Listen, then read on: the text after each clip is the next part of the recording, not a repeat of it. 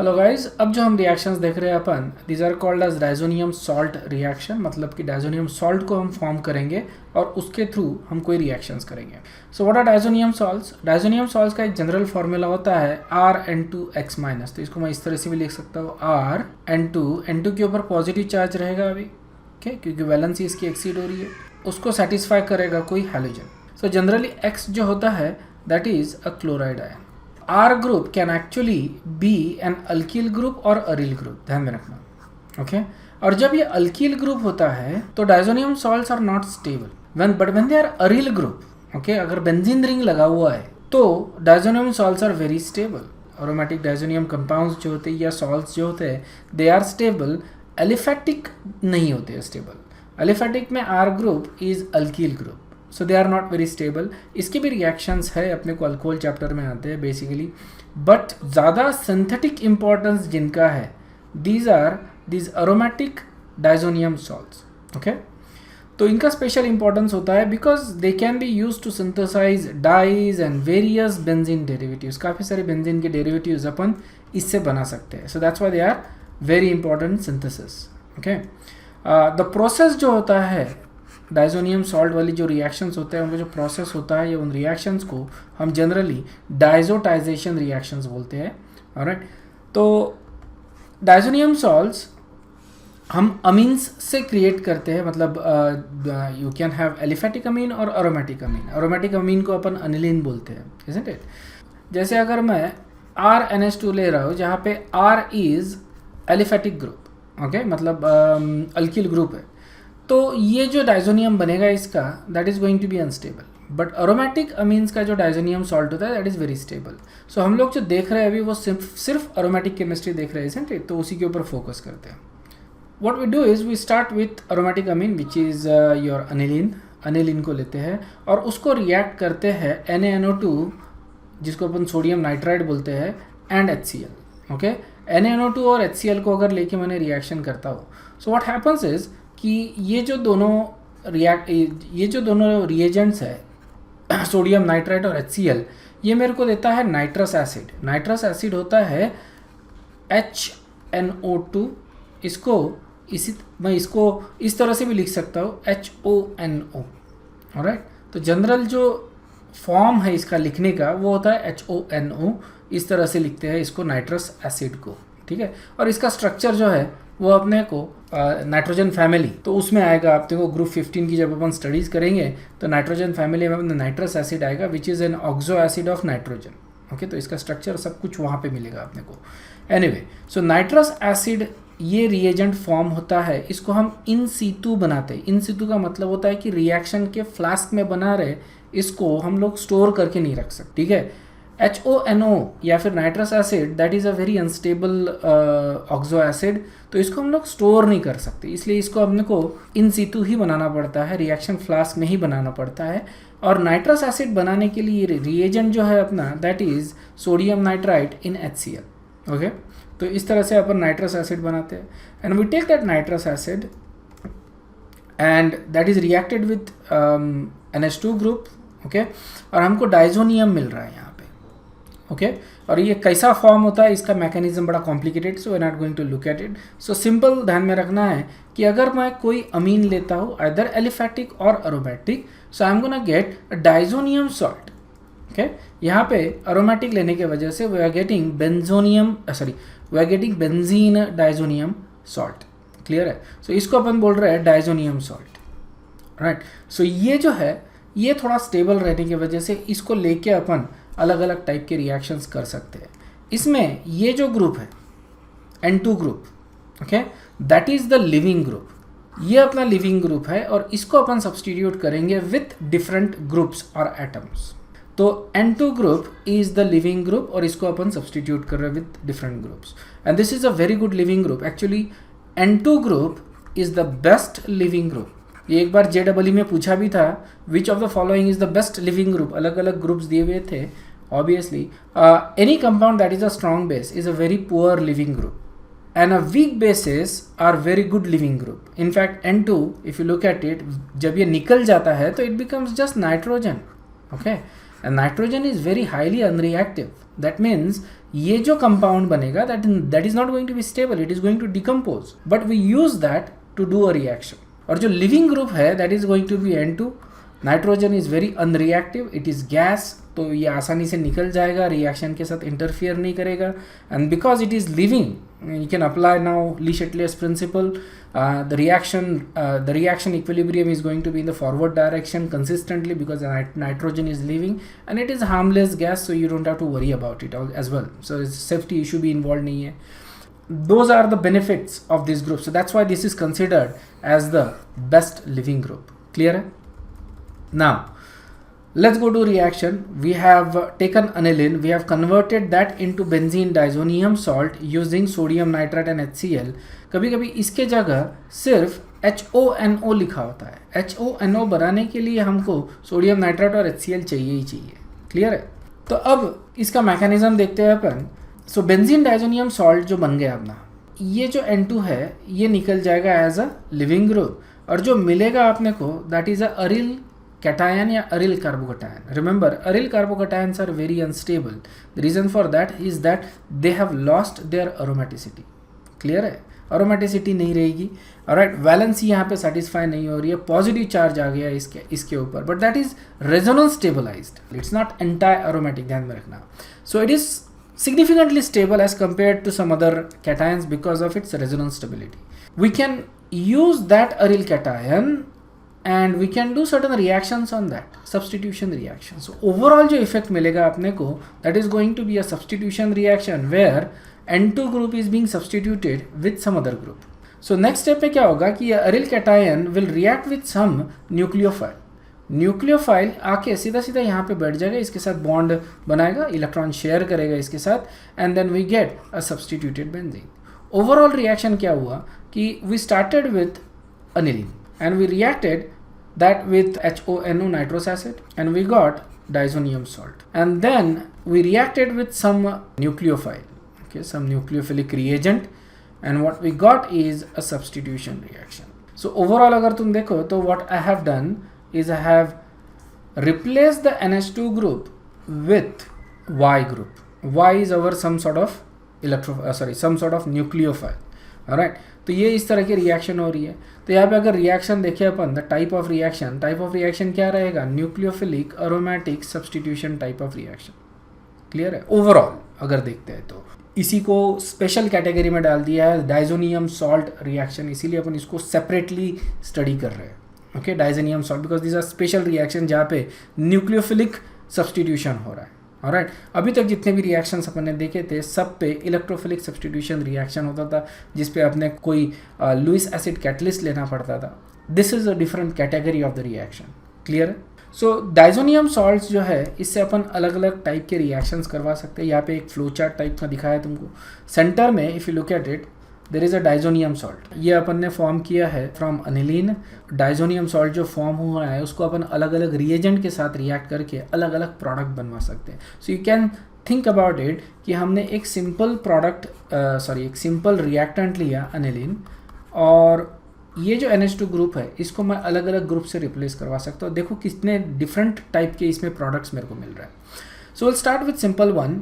सो अगर मान लो मैं CuCl के साथ रिएक्ट करता हूँ, ओके, CuCl के साथ रिएक्ट किया तो what I get is chlorobenzene. उसी तरह से CuBr के साथ रिएक्ट किया तो आई गेट ब्रोमोबेंजीन. बड़ी सिंपल से रिएक्शन से ध्यान में रखने के लिए. Okay, now I can not take CuI, तो इसकी जगह मैं पोटेशियम आयोडाइड लेता हूँ तो आयोडोबेंजीन मिल रहा है. इन द सेम वे अगर मेरे को फ्लोरिनेशन करना है तो मेरे को HbF4 लेना है. HbF4 लेता हूँ मैं तो गेट फ्लूरोबेंजीन, मतलब क्लोरोबेंजीन भी बना रहा हो, ब्रोमोबेंजीन, आयोडोबेंजीन एंड फ्लूरोबेंजीन. इसके लिए तुमको सिर्फ रिएजेंट्स ध्यान में रखने हैं.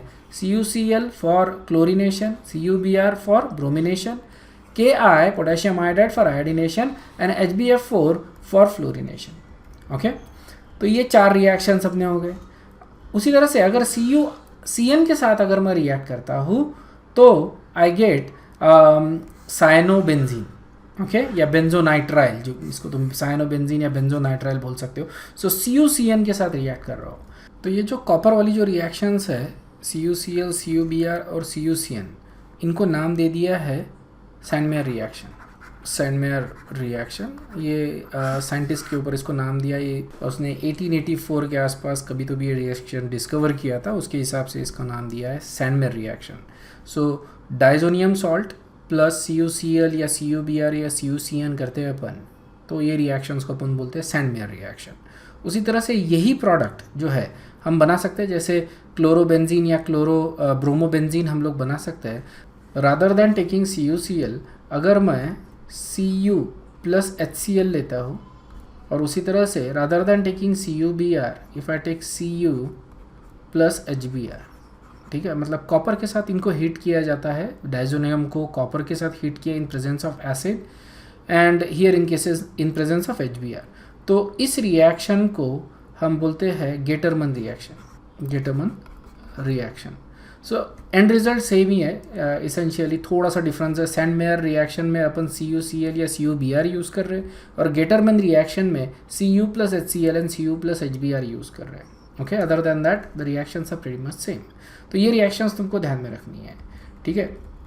सो just to review these reactions, if I react with CuCl, CuBr and CuCN, इसको अपन बोल रहे हैं सैंडमेयर रिएक्शन, एंड हमको corresponding chloride, bromide and cyanobenzene ये मिलते हैं। ओके, पोटेशियम आयोडाइड के साथ रिएक्ट किया तो iodobenzene, HbF4, okay, fluoroboric acid के साथ अगर रिएक्ट करते हैं सो वी गेट फ्लोरोबेंजीन।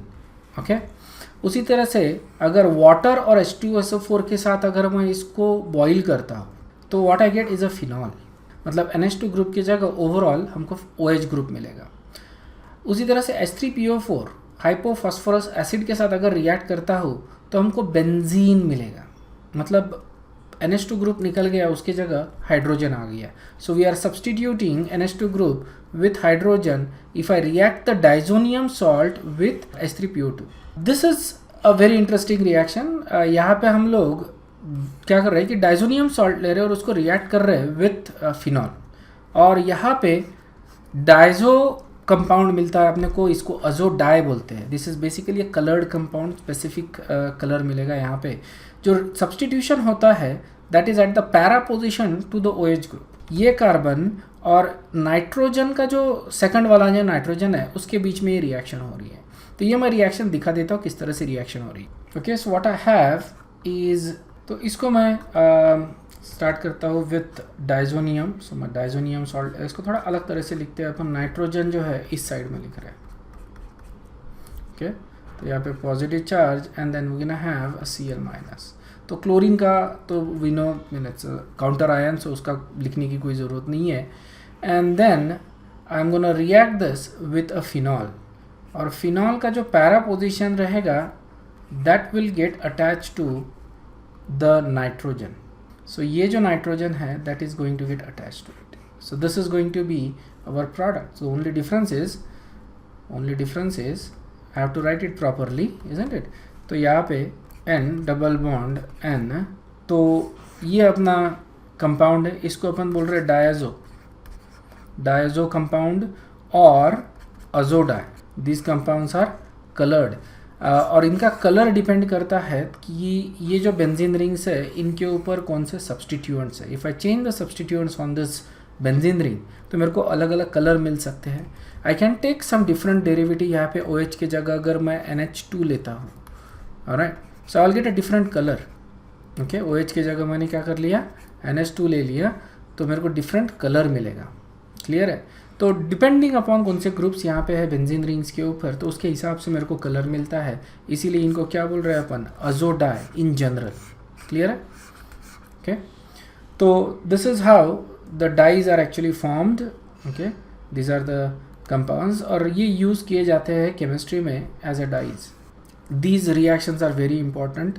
इसको पॉज करो, मेरे ख्याल से these reactions are very easy to remember. CuCl, CuBr, Ki, HbF4 ये रिएजेंट तुमको ध्यान में रखना पड़ेगा for fluorination, and then CuCl. So these reactions are easy to remember. This is nothing but a hydrolysis type of reaction, isn't it? Water plus H2SO4 है, और इसको थोड़ा हाई टेम्परेचर पे अपन बॉईल कर रहे हैं, so we get a phenol. Okay?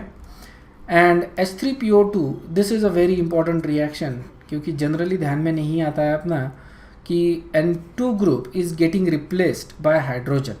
Alright? So this is basically getting back the benzene ring, alright. तो ये अपना H3PO2 मिल रहा है अपने को, सॉरी यहाँ पे अपने को बेंजीन रिंग वापस मिल रही है। Then this is azo dye formation reaction, यहाँ पे अपन फिनॉल के साथ रिएक्ट कर रहे हैं, या we can also react this with aniline, okay. तो इसको जो पैरा पोजिशन है and with the nitrogen, one of the nitrogen, उसको अपन कपल कर रहे हैं and we get azo compound. So these are very important reactions, और किस तरह से यूज़ करते हैं टू सिंथेसाइज वेरियस डेरिवेटिव्स, उसमें इसका बहुत ज़्यादा इम्प्लीकेशन है। तो मैं एग्जाम्पल लेके इसके बाद में बता दूंगा। Okay, so let's see how these diazotization reactions can be used in synthesizing various different products. Okay, these are very important. So we'll go with something like this. So how do you synthesize dibromo compound where जो दोनों bromine है they are at actually meta position पे कैसे लाएंगे दोनों bromine को? Now if I start doing a synthesis bromination, so पहला bromination तो it's fine, okay, to Br2 and FeBr3, इससे मेरे को Br मिल जाएगा पहला। Now if I do the second bromination, the second bromine will be at para position, not at meta position, ठीक है ना। So क्वेश्चन ये है कि मेटा पोजीशन पे किस तरह से इनको लाया जा सकता है, okay. So will see that. Okay, so this is our product, expected product. इसको किस तरह से बना सकते हैं स्टार्टिंग फ्रॉम बेंजीन, वो देखते हैं। So obviously I can not do bromination followed by bromination, क्योंकि उसमें मेरे को पैरा सब्सटीट्यूशन मिल रहा है। So I will start with benzene, और इसमें सबसे पहली रिएक्शन करता हूँ मैं nitration reaction, that is going to be HNO3 H2SO4। So what I will get is a nitrobenzene. अब नाइट्रोबेंजीन ये स्ट्रांगली डीएक्टिवेटिंग ग्रुप है और मेटा डायरेक्टिंग है। सो यहाँ पे मैं ये प्रॉपर्टी यूज़ कर लेता हूँ, मैं ब्रोमिनेशन कर लेता हूँ। So will get is NO2 और मेटा पोजीशन पे Br मिल गया। नेक्स्ट जो रहेगा अपना that is reduction of NO2। Reduction of NO2 ये अभी तक रिएक्शन हमने देखी नहीं है, किस तरह से करते देख लो। इसके लिए दो रिएजेंट है मेरे पास, FeHCl और SnHCl। आयरन HCl या टिन HCl, ये रिएजेंट जो है वो स्पेसिफिकली NO2 ग्रुप को रिड्यूस करने के लिए यूज़ करते हैं, तो ये ध्यान में रखना है तुमको। तो what I get is NH2 and then Br। अब मेरे को NH2 की जगह Br लाना है, मतलब ये प्रोडक्ट मेरा मिल जाएगा। सो NH2 की जगह Br मतलब डायजोटाइजेशन reaction, isn't it, diazonium salt formation reaction. तो उसके लिए मैं NaNO2 प्लस HCl ले लूँ, ठीक है, या फिर मैं सीधा सीधा HONO लिख सकता हूँ लिखने के लिए, and that is going to give me as a intermediate N2 plus Cl minus, that is my intermediate, and यहाँ पे Br। And then the next step to the final product is CuBr. That is how I do it.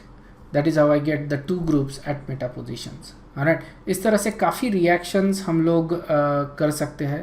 In fact, I will do a separate video on how to use these diazotization reactions in getting different types of products. ठीक है ना, लेकिन वो करने के लिए तुमको सबसे पहले ये रिएक्शंस मालूम होनी चाहिए, किस तरह से कौन सी, मतलब बेंजीन की कौन सी रिएक्शंस है। तो बेसिक जो प्रिंसिपल आता है, सबसे पहले तो रिएक्शंस मालूम रहनी चाहिए, otherwise all this thing is useless. Alright, अगर तुमको रिएक्शंस ही नहीं मालूम तो ये सारा पढ़ के कोई मतलब ही नहीं है।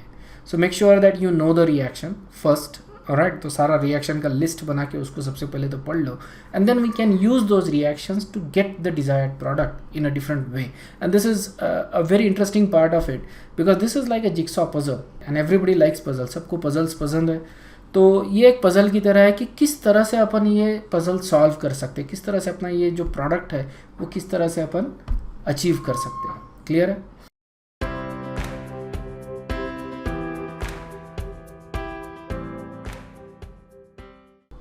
Okay, this is a review question. We are given some reactant and we are given some reagent. Alright, and asked is what is the final product. Alright, तो इसको थोड़ा सा वीडियो को पॉज करो सबसे पहले और इमेजिन करो कि क्या है। मैं तुमको एक हिंट दे रहा हूँ, ये अपन डाई सब्सटीट्यूटेड बेंजीन की रिएक्शंस दे रहे हैं। This has nothing to do with diazotisations और एनीथिंग लाइक दैट। ये सीधा सीधा डाई सब्सटीट्यूटेड बेंजीन है एज अ सबस्ट्रेट, और उसके ऊपर अपन थर्ड ग्रुप लगा रहे हैं। तो एक्टिवेटिंग और डीएक्टिवेटिंग वाले जो प्रिंसिपल्स थे वो अप्लाई करो और इसको आंसर करो। First of all pause the video and answer the question.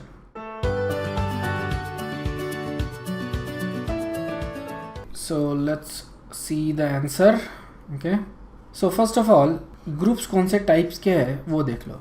OCH3 group is activating group and this is ortho-para-directing, and NO2 group is deactivating group and this is meta-directing. Clear है? अगर मैं next reaction कर रहा हूँ which is a nitration reaction, this is HNO3 plus H2SO4, मतलब nitration reaction है, तो इस बेंजीन पे कहीं ना कहीं NO2 ग्रुप लगेगा, एक ही ग्रुप लगेगा, because we already have deactivating group और उसके बाद नेक्स्ट डीएक्टिवेटिंग ग्रुप लगा रहे, तो ऑब्वियसली रिंग बहुत ज़्यादा डीएक्टिवेटेड होगी और पॉली सब्सटीट्यूटेड प्रोडक्ट नहीं मिलेगा इस केस में. तो ये ऑर्थोपैरा है. पैरा पोजीशन तो ऑलरेडी ब्लॉक्ड है, सो पैरा पे सब्सटीट्यूशन हो ही नहीं सकता. We have ortho. Okay, the next one is NO2 group और NO2 ग्रुप इज मेटा और NO2 का मेटा ये है. These are the positions. Both the groups are directing the incoming electrophile to the same position, isn't it? तो same position पे आएगा and that is the reason why यहाँ पे जो प्रोडक्ट मिलेगा अपने को वो यहाँ पे सब्सटीट्यूटेड प्रोडक्ट रहेगा which is going to be this. Okay, this is not going to be formed, तो only one is formed. That is the correct answer for this question. Clear है? So next video में I'll do some more reactions of diazotization reactions, alright, and how to use those. But before that, make sure that you know all the reactions of benzenes जो हमने अभी तक देखे हुए. Clear है? Alright, thank you, bye.